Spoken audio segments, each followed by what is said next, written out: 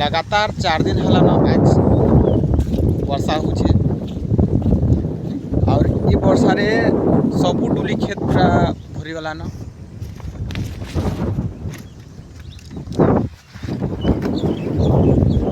Pan रो अभाव थिला से अभाव के अंता पूरण करबा बोली के भाभी नहीं थे।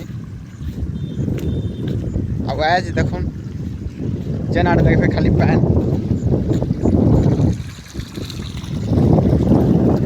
डुली खेत रो यार माने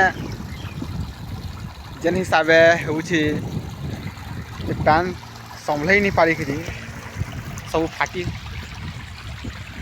फाटी जाऊे। यहाँ देखुन और काना हो ट्रैक्टर जेन नौछन कादो करबार लगी से माने आनी बांध भार खातिर लगी भी बहुत इटा अंता देखभार के मिलू देखुन सब आड़े